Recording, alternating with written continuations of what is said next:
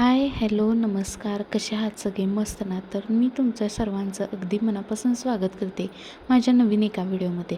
तर संध्याकाळची वेळ चाललेली होती की संध्याकाळी केक बनवायचा चालू होता. म्हणजे 20 तारखेला कृष्णाचा बड्डे होता आणि मग त्याच्या आदल्या दिवशी तिथे बनवायला लागलेली केक.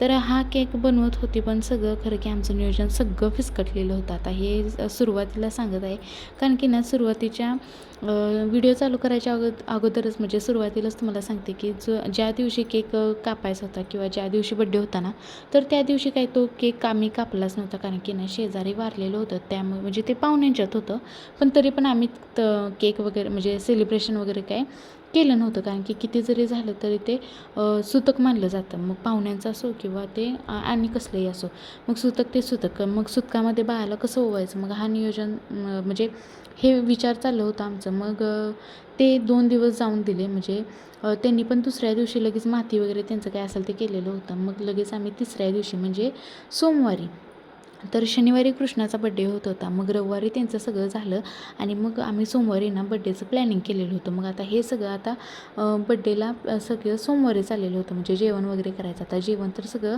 शुद्ध शाकाहारीच होतं, कारण की नाही मम्मी त्यांच्या तिकडं ना सगळ्यांच्या घरी देवाचे दूध धरलेलं होतं. मग दूध धरले म्हणल्यानं कोणीही मांसाहारी खाणार नव्हतं. मग आता सरसकट सगळ्यांनीच शाकाहारी करायचं होतं. मग त्याच्यासाठी अख्खा मसूर, बासुंदी, पनीर, चपाती आणि आपला जो जिरा राईस असतो, जिरा राईस आणि तण असं सगळं मेनू कार्ड ठेवलेलं होता. तर सगळी जेवणाची तयारी वगैरे चाललेली होती. मग तयारी करण्यासाठी ना म्हणजे आम्हाला मदत करण्यासाठी आलेली होती अनुष्का आणि जयादीदी आलेली होती. मग त्या दोघींची ना दिवसभर इतकी जास्त मदत झाली, मी तुम्हाला सांगू शकत नाही शब्दामध्ये, कारण की एवढ्या सगळ्या जणांचा 30 ते 35 40 माणसं धरून चला, 35 ते 40 माणसांचा जो स्वयंपाक असतो ना, तर तो करायला दोघी तिघींचं ते काम नाही. एकीला चौघी 5 जणी तर लागतोच. मग त्याच्यासाठीच त्या दोघींना बोलवून घेतलेलं होतं. तर संध्याकाळच्या वेळेस बड्डेची तयारी झाली होती, सगळ्यांचं सगळं आवरलं होतं. फक्त आम्ही पाहुण्यांची वाट बघत होतो. मग पहिल्यांदा तर मामा आलेला होता कृष्णाचा. मग त्याने येताना ना त्याच्यासाठी गिफ्ट म्हणून ही जिप्सी आणलेली होती. मग ही जिप्सी ना बहीण घेतलेली होती आणि पप्पा तर काय आलेले नव्हते, कारण की पप्पांचा थोडा पाय दुखत होता. मग त्यामुळे पप्पा काय आले नव्हते. मग मम्मी ते यायच्या होते. मग बाकीचे सगळे पाहुणे हळूहळू यायला लागलेले होते. मग आमचं बाकीचं आवरलेलं होतं. तर मग असं काही तर थोडासा टाईमपास चाललेला होता. मग ती गाडी कशी चालते वगैरे कृष्णाचं चाललेलं होतं बघायचं, हे नक्की आहे काय आणि चाललं आहे काय, आज नक्की काय आहे असं त्याचं विचार चाललेला होता. मग आम्हीच पण सगळं दिवसभर, आता आमचं जे सगळं दिवसभर चाललेलं होतं ना, तर ते सगळं 5:30लाच आवरून झालं होतं. म्हणजे सगळं क्लिनिंग वगैरे जे असेल ना, तर ते सगळं 5:30ला झालेली होती. आणि मग राहिला विषय आता होता की दीदीच्या केकचा. म्हणजे दीदीनं जो सेटअप, तिच्या डोक्यामध्ये जो सेटअप लावलेला होता केकचा, जो सेटअप केक असतो ना, तर तो ती लागलेली तयारी करायला. आता जे फोटो होते ना, तर ते सगळे कटिंग वगैरे करून तिला त्याच्यावरती लावायचे होते. मग तेच चाललेलं होतं तिचं कटिंग वगैरे करायचं. आम्ही मग बाहेर पाहुण्यांचं वगैरे बघत होतो. आणि नंतर बाहेर सगळ्याची तयारी झालेली होती. तोपर्यंत म्हणलं चला आरतीचं ताट वगैरे करून घ्यायचं, म्हणजे ना ऐनवेळी काही गडबड उठत नाही. आरतीचं ताट किंवा बाकीची जी सगळी तयारी आहे ना, तर ती सगळी अगोदर करून घेतली तर नंतर काय जास्त गडबड उठणार नाही. मग सगळी तयारी करून घेतली. इकडं तोपर्यंत दीदीचा केकसुद्धा तयार झालेला होता. केक तर इतका मस्त झालेला होता, टेस्टिंगला तर तुम्ही विचारूच नका. म्हणजे आता घरातलाच केक आहे म्हणून असं मी म्हणणार नाही की बाबांनो केक खूप छान होता. जरी दीदीला ऑर्डर वगैरे आलं ना, तरी सगळ्यांच्या कमेंट अशा असतात की आम्हाला तुमचं केक खूप जास्त आवडतं. जरी आम्हाला नुसता घरी खायचं जरी असलं ना, तरी ऑर्डर देतात. आता ज्यांचा बड्डे आहे त्यांचं कमी, पण जे नुसता खाण्यासाठी घेत आहेत ना, तर त्यांच्या ऑर्डरी जास्त येतात. तर असं आता ही जिप्सी आणलेली होती दुसऱ्या भाऊजीने, म्हणजे दोघांच्यात मिळून आणलेली होती. म्हणजे जया दीदी जी मी तुम्हाला म्हटलं ना दिवसभर मला हेल्प करायला आलेली होती, तिच्या मिस्टरांनी आणि दुसऱ्या एका त्यांच्या मित्रांनी, अशा दोघांनी मिळून आणलेली होती. तर मग आता एकाच घरात एकसारखी जिप्सी, एकसारखाच कलर झालेला होता. मग आता म्हणलं त्यामध्ये दोघांनी विचारून तरी घ्यायचं होतं, पण तसं नाही, दोघांनासुद्धा सरप्राईज द्यायचं होतं कृष्णाला. आता त्या सरप्राईजच्या नादात एकच गिफ्ट 2 वेळा झाला, म्हणजे 2 गिफ्ट एकसारखे झाले असं थोडक्यात झालेलं आहे. असं आता ही जिप्सी काय कृष्णा, शिवम आणि स्वयं आता तिघं पण चालवतील, एवढं काय तर. आणि जरी एकाला दुसरी गाडी असली ना, तर ते खेळायला किंवा जे बसायला त्याच्यामध्ये तीसुद्धा त्यांना मज्जा येणार आहे. तर सगळी तयारी झाली आणि नंतर कृष्णाला वरती न्यायचा होता. मग ते वरती न्यायच्या अगोदर ना एक व्हिडिओ करायचा होता, तो म्हणजे गाडीवरती म्हणजे जी आमची नवीन गाडी घेतलेली नाही तर त्या गाडीवरती एक नवीन व्हिडिओ करायचा होता. मग त्याच्यासाठीच त्याचे पप्पा लागलेले तयारी वगैरे करायला.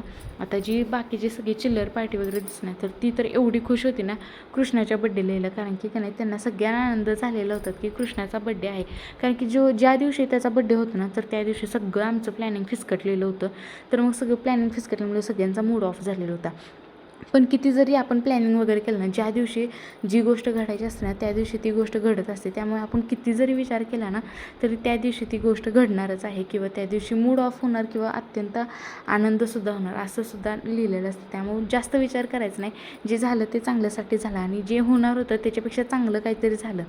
म्हणजे ज्या दिवशी आम्ही वाढदिवस घालणार होतो त्याच्यापेक्षा पण हा वाढदिवस झालेला खूप म्हणजे चांगला झाला असं आमच्या दोघांच्या पण मनात होतं. कारण की ना जे झालं नाही त्याच्याबद्दल विचार करण्यापेक्षा जे झालं म्हणजे आपल्या डोक्यातले जे प्लॅनिंग होतं ना ते झालं नाही ह्याचा विचार करत बसण्यापेक्षा ना जे झालं त्यात आनंद मानला ना तर खूप जास्त आनंद आपल्याला देऊन जातो आपले विचार.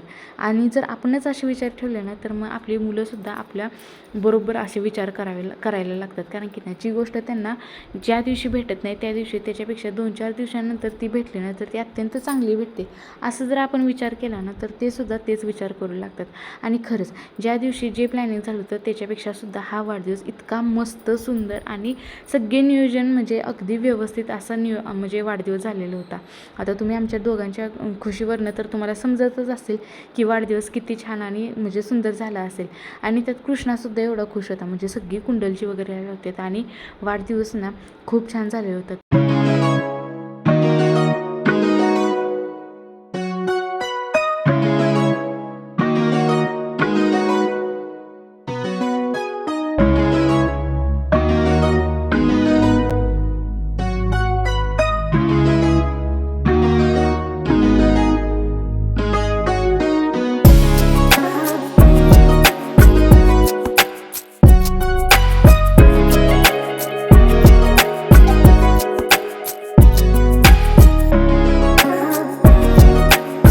तर दुसऱ्या दिवशी आत्ती लागलेली इथं कोथिंबीर ना एका बास्केटमध्ये टाकायला, कारण की ना कोथिंबीर लावायची होती. मग आता हे बास्केट आणि ही माती, आता ही रानात आणलेली माती किती दिवस पडलेली होती. मग म्हणली चला आज काही काम नाही मला, आज मी ही करत बसते. मग त्याच्यासाठी तिनं ते करायला घेतलेलं होतं. मग तर मग तिचं ते चाललेलं होतं. मग आमचं चाललेलं होतं आतली कामं वगैरे करायची आणि पटापट सगळी कामं आवरायची होती. कारण की ना सगळं कंटाळा वगैरे आलेलं होतं, कारण की थोडंसंसुद्धा आराम भेटत नव्हता. कारण की गेली 2 आठवडे आमचे असे चाललेले होते. तर चला आजच्यासाठी एवढंच, भेटूया उद्याच्या ब्लॉगमध्ये. बाय.